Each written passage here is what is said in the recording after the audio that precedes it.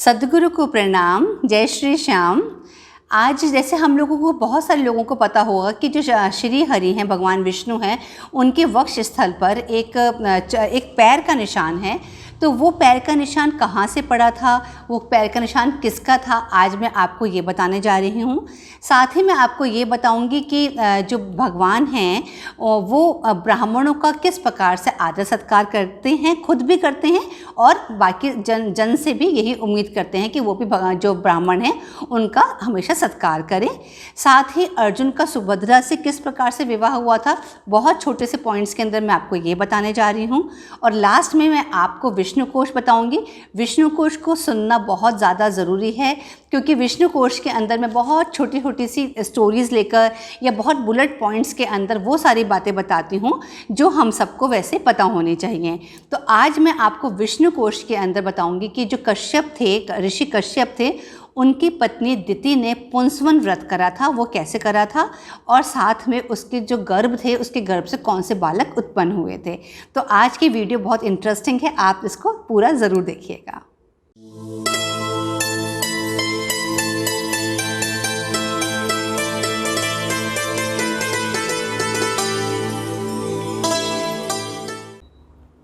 श्री सुखदेव जी कहते हैं, परीक्षित, एक बार सरस्वती नदी के तट पर यज्ञ करने के लिए बड़े बड़े ऋषि मुनि एकत्र हुए।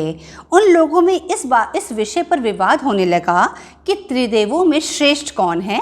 तो उस समय सभी ऋषि मुनियों ने भृगु जी से प्रार्थना की कि भृगु जी जाकर ये पता लगा कर आए कि तीनों देवों में श्रेष्ठ कौन है। भृगु जी कौन थे? भृगु जी ब्रह्मा जी के पुत्र थे। तो इसलिए सबसे पहले जो भृगु जी थे वो ब्रह्मा जी के पास गए। उन्होंने ब्रह्मा जी का धैर्य की परीक्षा लेने के लिए ना उन्हें नमस्कार किया और ना ही उनकी स्तुति की। इससे ब्रह्मा जी अपने तेज से धधक उठे और उन्हें बड़ा क्रोध आया।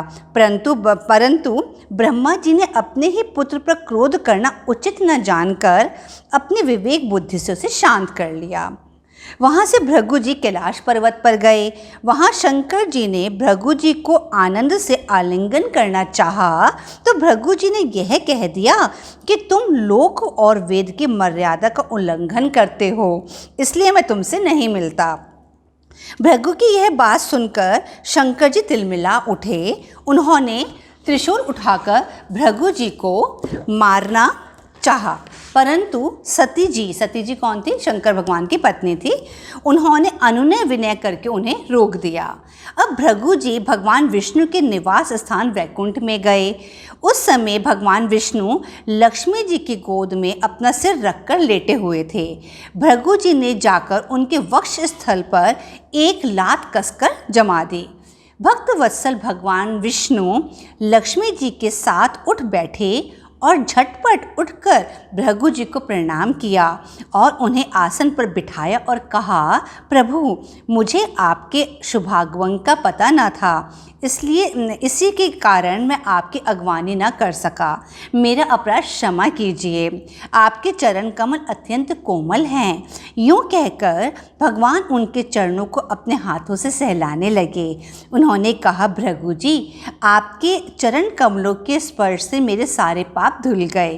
अब आपके चरणों से चिन्हित मेरे वृक्ष स्थल पर लक्ष्मी सदा सर्वदा निवास करेंगी। यह सुनकर भृगु जी की आंखों से आंसू झलक गए। भृगु जी के अनुभव से सभी ऋषियों को विस्मय हुआ व उनका संदेह जाता रहा। सरस्वती नदी के तट पर ऋषियों ने अपने लिए नहीं, मनुष्यों का संशय मिटाने के लिए ही ये युक्ति की थी। पुरुषोत्तम भगवान के चरण कमलों की सेवा करके उन्होंने उनका परम पद प्राप्त किया। भगवान की यह कीर्ति कथा जन्म मृत्यु रूप संसार के भय को मिटाने वाली होती है। इसी प्रकार भगवान का एक भक्त था, उसका नाम श्रुतदेव था, और एक भक्त था जिसका नाम बहुलाश्व था। तो भगवान ने इन दोनों भक्तों को एक ही समय पर दोनों के घर जाकर उनको दर्शन दिए थे। तो और वहाँ पर एक श्रुतदेव जो था, उसके घर जाकर भगवान उसको ब्राह्मणों की कैसे उनका सत्कार करा जाता है और किस कारण से करा जाता है, भगवान ने श्रुतदेव को बताया था। तो मैं आपको अभी वो बता रही हूँ।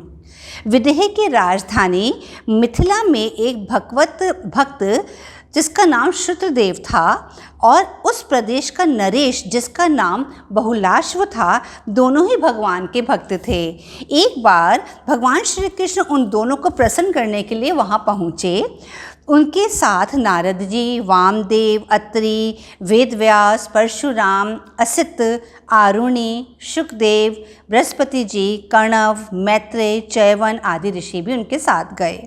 अलग अलग प्रदेशों से होते हुए भगवान ऋषि मुनियों के साथ मिथिला पहुँचे।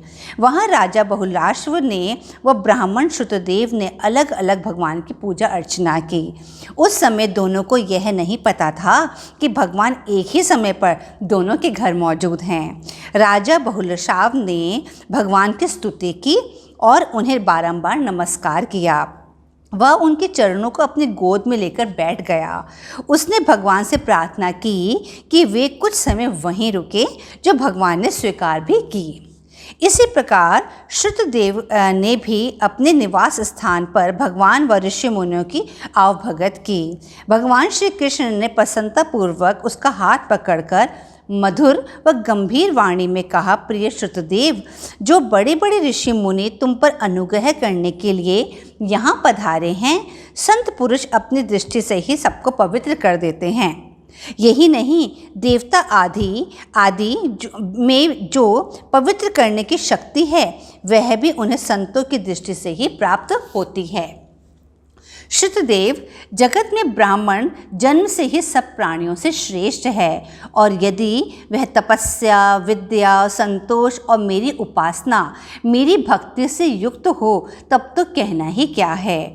मुझे अपना यह चतुर्भुज रूप भी ब्राह्मणों की अपेक्षा अधिक प्रिय नहीं है, क्योंकि ब्राह्मण सर्व वेदमय हैं और मैं सर्व देवमय हूँ। दुर्बुद्धि मनुष्य इस बात को न जानकर केवल मूर्ति आदि में ही पूज्य बुद्धि रखते हैं और गुणों में दोष निकालकर ब्राह्मण का तिरस्कार करते हैं। ब्राह्मण मेरा साक्षात्कार करके अपने चित्त में यह निश्चय कर लेता है कि यह चराचर जगत आत्मस्वरूप भगवान का ही रूप है। इसलिए श्रुतदेव, तुम इन ब्राह्मणों को मेरा ही स्वरूप समझकर पूरी श्रद्धा से इनकी पूजा करो। मतलब कौन से ब्राह्मण? जो भगवान श्री कृष्ण के साथ ऋषि मुनि गए थे, भगवान श्रुतदेव से कहते हैं कि तुम इनमें मेरा ही रूप जानो और इन सब का तुम श्रद्धापूर्वक इनकी पूजा करो। यदि तुम ऐसा करोगे तब तो तुमने साक्षात अनायास ही मेरा पूजन कर लिया, नहीं तो बड़ी बड़ी बहुमूल्य सामग्रियों से भी मेरी पूजा नहीं की जा सकती। तो इस प्रकार भगवान ने जो श्रुतदेव था उसको इस प्रकार भगवान ने ये अपने प्रवचन बताया, जिसके अंदर भगवान ने कहा कि ब्राह्मणों का किस प्रकार पूजन करना चाहिए। और अब मैं आपको बता रही हूँ कि अर्जुन जो थे, अर्जुन का विवाह सुभद्रा के साथ हुआ था, ये हम सब लोग जानते हैं। और सुभद्रा कौन थी? भगवान श्री कृष्ण की बहन थी। तो जो सुभद्रा थी, जो बलराम जी थे, बलराम जी सुभद्रा का विवाह दुर्योधन से करवाना चाहते थे, परंतु देव कि वसुदेव और भगवान श्री कृष्ण ऐसा नहीं चाहते थे। तो भगवान श्री कृष्ण की प्रेरणा से ही और देव की वसुदेव की स्वीकृति से ही अर्जुन जो थे वो द्वारका जाते हैं और एक वैष्णव का रूप धारण करके वो 4 महीने वहीं पर रहते हैं। बलराम जी अर्जुन को अपने घर आवभगत के लिए बुलाते हैं। तो उस समय सुभद्रा जो थे उनको अर्जुन उनके मन को भा जाते हैं। और फिर एक बार जो सुभद्रा जो थी वो देवालय में पूजा के लिए जाती हैं, तो वहाँ पर अर्जुन आकर उनको वहाँ से उनका हरण करके ले जाते हैं। तो इस प्रकार जो अर्जुन जो थे उनका विवाह भगवान श्री कृष्ण की बहन सुभद्रा के साथ हुआ था। तो ये तो हुआ जो आज मैंने आपको कहानी सुनाई है। ये सारी कहानियाँ बहुत इंटरेस्टिंग हैं और हमको ये सारे हमारे जानने योग्य थी। और अब समय है विष्णु कोश का।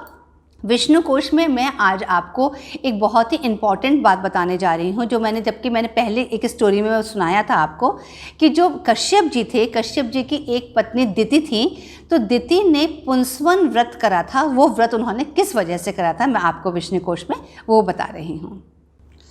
जैसे हम लोगों को पता है कि जो कश्यप जी थे उनकी दो पत्नी हैं, दो पत्नी थी, एक का नाम था दिति और एक का नाम था अदिति। जो दिति थी वो एक बार कश्यप जी से इस बात की ज़िद करती हैं, विहार करने की ज़िद करती हैं। उस समय कश्यप जी जो थे तपस्या कर रहे थे और वो सायंकाल का समय था। तो कश्यप जी दिति को उस समय मना करते हैं, क्योंकि वो कहते हैं कि इस समय जो शंकर भगवान है वो अपने भूत गणों के साथ आकाश मार्ग से निकलते हैं, तो ये समय पति पत्नी के विहार करने का समय ठीक नहीं है। परंतु दिति बहुत जिद करती हैं, इस वजह से कश्यप जी उसके साथ विहार करते हैं। उस समय कश्यप जी बहुत क्रोधित होकर दिति को ये शाप दे देते हैं कि तुम्हारा जो पुत्र होंगे वो श्री हरि के द्वारा ही उनके हाथों से उनका वध होगा।